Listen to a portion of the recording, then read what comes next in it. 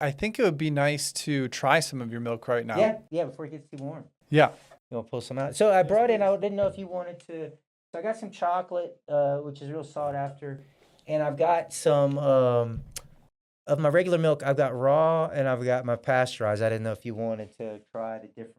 I would love to try the difference and get the have you share. Now I've bought all of your products many times. I've never had your raw milk because I haven't been a part of your what do you call it, like a Herd cow share. share? Yeah. And if I don't charge you, I can give it to you for free. So it's legal for us to drink it, here. So Yeah. there's no problem with that. Oh, at great. all, so. And I do drink raw milk just as of recently. My girlfriend is a member at Golden Hoof. Okay. And so we get raw milk from there. And I'd never tried raw milk up until maybe 2 months ago. And I find it to be so hydrating. Mm-hmm. Well, why is that? I'm like, why does this feel so hydrating? Yeah. And maybe get into some of the benefits of like staying on like first like the positive side of it, because there's so much we could go into, like where this industry is a mess. Why is milk important? What did that evolving with the cow look like?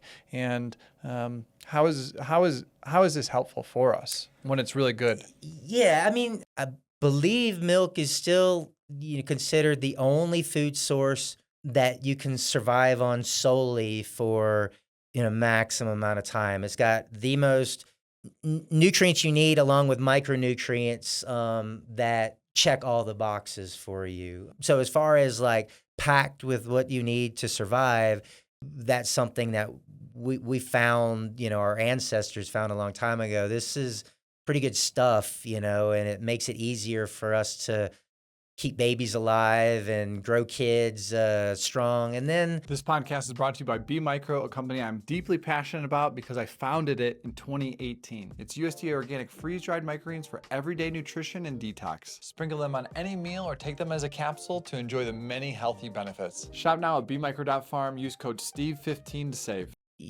studies have found that and not to discount a vegan diet. I think a vegan diet can be done right and can grow kids healthy and strong, but I think it takes paying attention to everything precisely, and you got to do everything just right.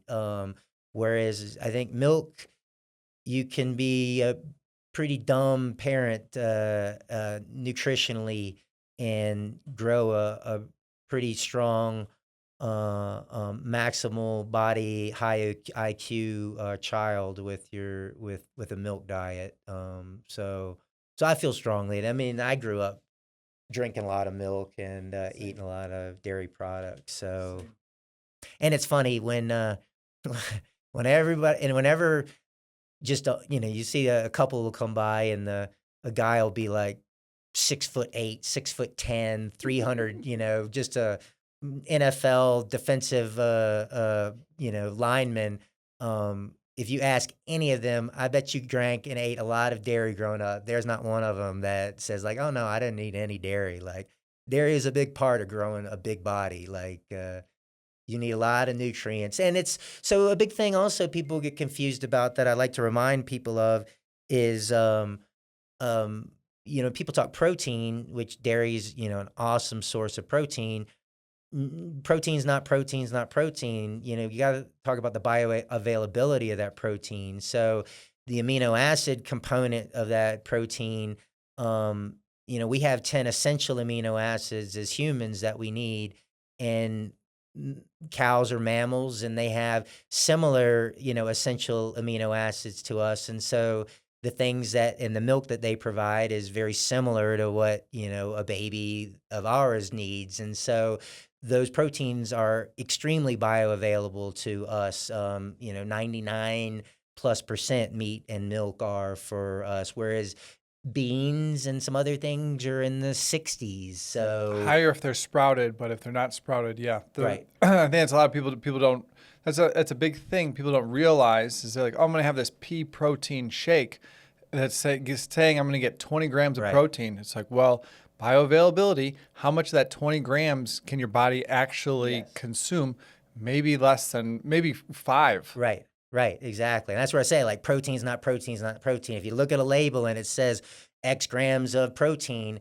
That doesn't mean, like you're saying, that your body's getting X grams of protein to utilize. So, but in, dairy and meat, that almost 100% of that does. That So, 10 or that 20 that's being advertised on right, the milk, you're getting all 20. right, Where the pea protein, especially if not sprouted, maybe a quarter of it. right, right. Mm-hmm. And that's where I'm saying it's there and you can do it. It's just you got to do your math a little differently and you just got to pay attention to that stuff. Yeah. Whereas, dairy's a little more, fail proof, it's just dummy proof kind of just drink it and you're going to get it, unless the industry has messed up a few things with it that I think affect that quality and just dumminess of it. One, it's less fat that we've got right off the bat from feeding that grain.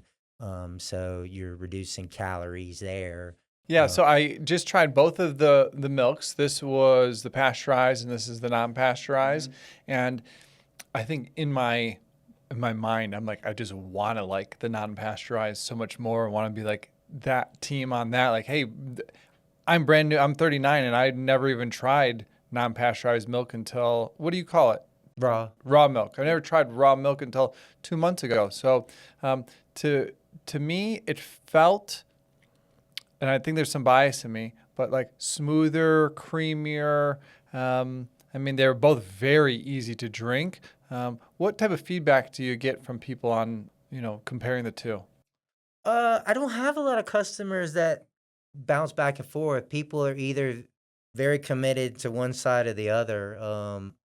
I can tell, like, both those milks will separate, neither one is homogenized. So homogenization, pasteurization is heating, and by law, the FDA, the minimum is 145 degrees Fahrenheit for 30 minutes. That's the minimum to be considered pasteurized according to the FDA. So the FDA has a Bible that they update every few years called the Pasteurized Milk Ordinance, the PMO, that we all have to live by. And that's what every state then applies those rules set by the FDA and the PMO. So when the state of Colorado inspects my milk plant and samples my products every month, Every month.